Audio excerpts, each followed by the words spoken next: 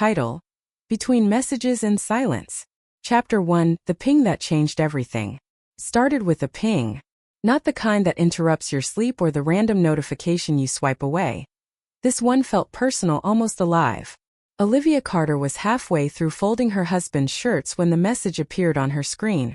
"Hey, you don't know me, but I think you might remember my sister Jenna. I'm Michael."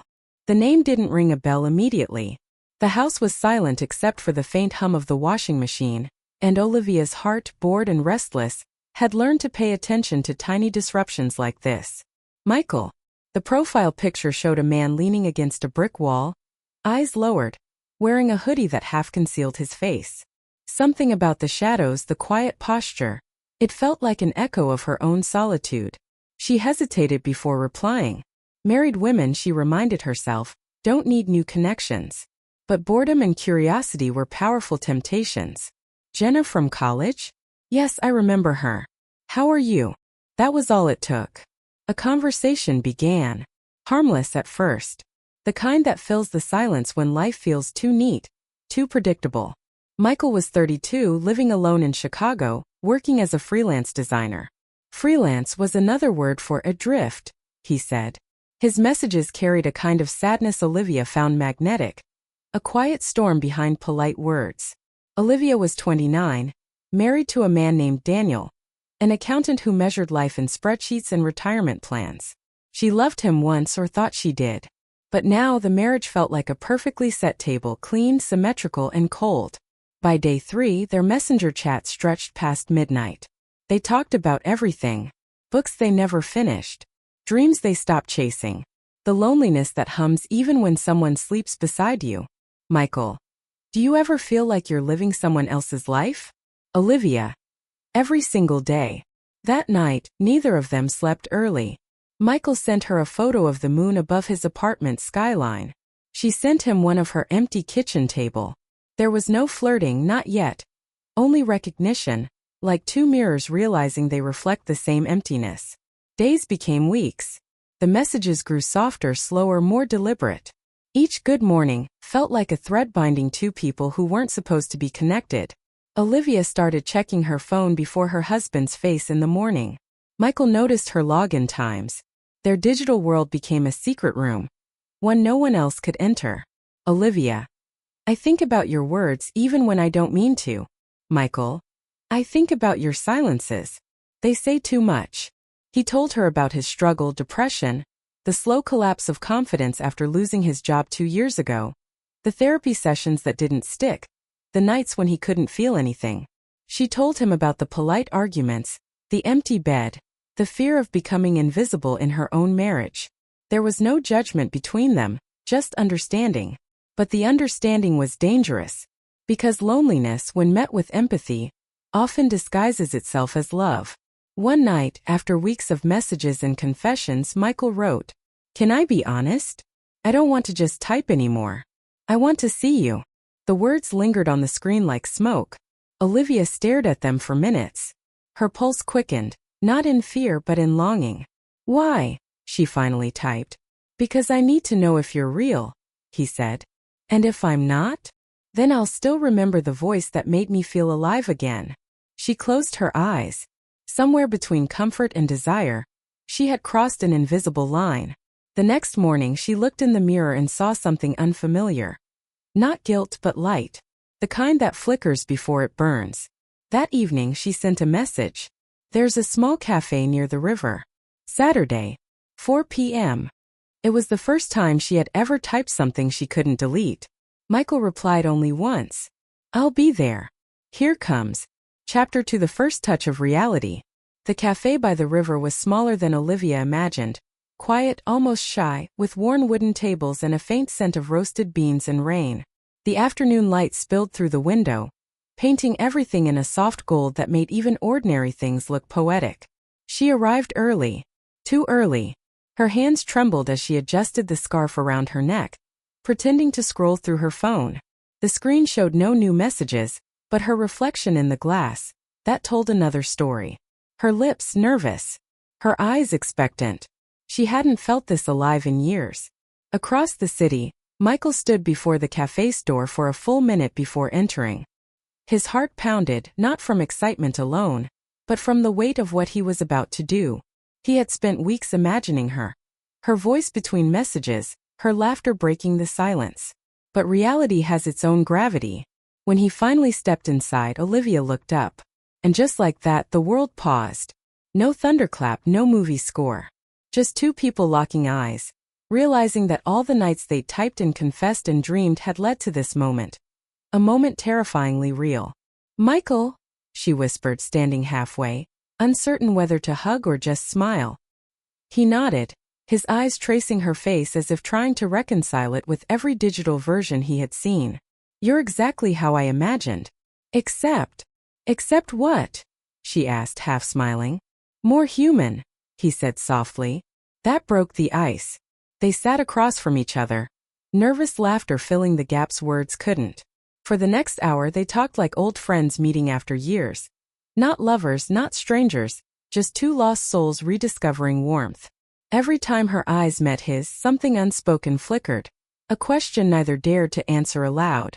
Michael's voice was low, thoughtful. "You know, I almost didn't come." "Why?" she asked. "Because I was afraid you'd be real. And if you were, I'd have to deal with everything I've been avoiding. My loneliness, my need for someone who actually listens." She nodded, eyes fixed on her coffee. "I almost didn't come either. I kept thinking, what if this ruins everything? My life, your peace." He smiled faintly. "Maybe some things need to break to let the light in." For a moment neither spoke. The cafe faded around them. Only their breathing remained, two rhythms finding the same pace. When Olivia finally looked up, her eyes shimmered with something that wasn't tears but the memory of them. "Do you ever feel," she asked, "that life punishes us for wanting more?" Michael leaned forward, his voice barely above a whisper. "It's not wrong to want more, Olivia. It's only wrong to pretend we don't." Something inside her trembled. In that instant she realized she was dangerously close to falling. Not for his charm but for the way he saw her. The way he understood her silences better than her husband understood her words. Time slipped. The cafe began to empty. Outside, the river caught the fading sun, glimmering like liquid fire. "I should go," she said, finally standing. Michael nodded but didn't move. "Can I walk you to your car?" She hesitated, then nodded. The short walk was quiet, the kind of silence filled with meaning. When they reached her car, she turned to him, uncertain how to end something that didn't feel like an ending. "Thank you," she said softly. "For what?" "For being real." He smiled, stepping closer but not too close. "I don't know what this is, Olivia, but I don't want it to end here." She took a slow breath. The world seemed to tilt slightly, the air heavy with something unnamed. Then she said the one thing neither expected to hear.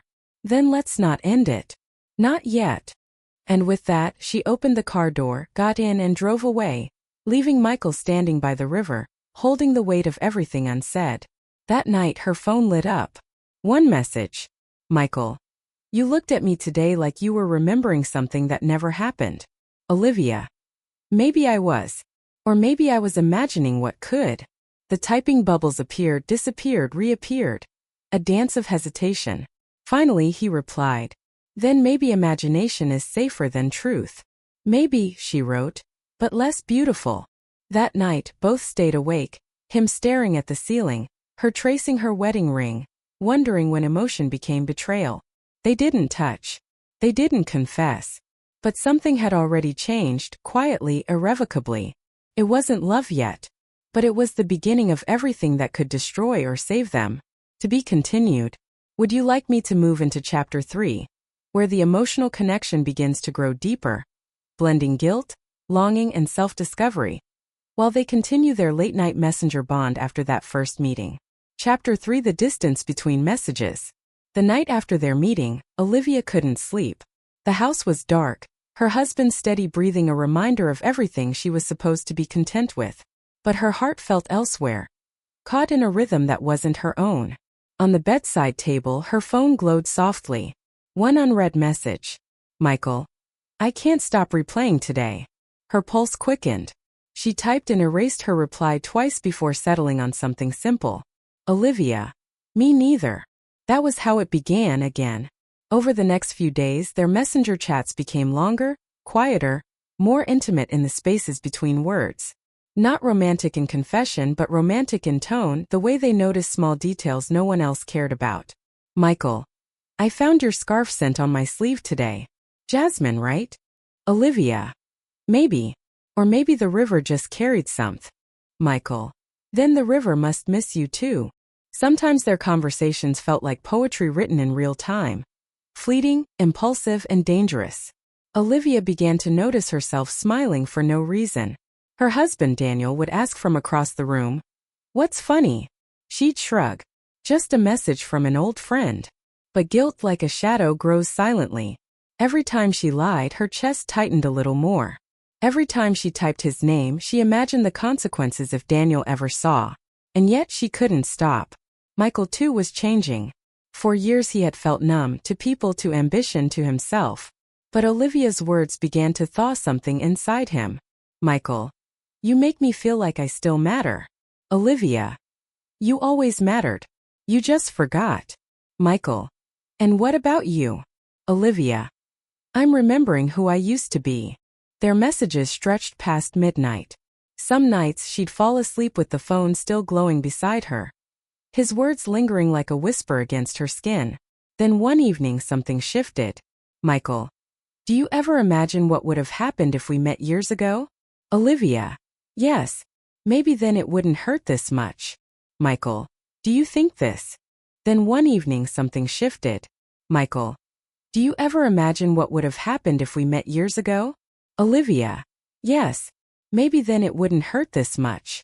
Michael. Do you think this is wrong? Olivia. I think it's real. And real things are rarely simple. The typing bubbles appeared, paused, then stopped. For the first time he didn't reply. She waited, her heart racing, the silence louder than words. Finally, after 10 minutes. Michael. I want to see you again. Not to cross any lines. Just to remember how it feels to exist near you. The next weekend they met again. At the same cafe, same table by the river. This time the nervousness was gone. They spoke more freely, laughed more easily, and shared the kind of honesty people usually hide. Michael told her about his therapy, about the fear that he'd never be enough for anyone. Olivia told him about the loneliness that creeps in even when someone says, I love you. At one point she looked out the window and said, Do you think we're bad people? He shook his head. No. Just people trying to feel alive in the wrong chapters. Her eyes filled. Not from guilt but from recognition. He reached out and placed his hand gently over hers. No words, no explanations, just a quiet understanding that some connections can't be categorized as right or wrong. They stayed that way for a long time, two hands meeting across the table between everything forbidden and everything human. When Olivia returned home, Daniel was waiting at the dinner table. He smiled, poured her a glass of wine, and asked about her day. She answered, but her voice felt like it belonged to someone else. Later that night, when Daniel reached for her in bed, she froze. Not from rejection, from confusion. Her body was present, but her mind was still by the river, feeling the warmth of a hand that shouldn't have mattered but somehow did. At 2:17 a.m., unable to bear the silence, she messaged him. Olivia. I can still feel you. Michael. I can still feel your heartbeat. Olivia. Do you ever wish we'd never met? Michael. Sometimes. But then I think, you're the first person who ever listened to my silence. The days that followed blurred together. Olivia began writing more, painting again, rediscovering the self she buried under responsibility. Michael, inspired by her strength, started applying for work again. Their bond wasn't just emotional. It was transformative. But every transformation comes with a cost. One night, Daniel asked, Liv, have you been happy lately? You seem somewhere else. She smiled faintly. Maybe I'm just tired. He nodded, kissed her forehead, and turned off the light. But Olivia lay awake, realizing how far she drifted from the woman he thought he married, and how close she was to the person she was meant to become. To be continued. Final chapter: the line between love and loss. Autumn arrived quietly. The river cafe changed its curtains, the air turned crisp, and people started wearing scarves again. But for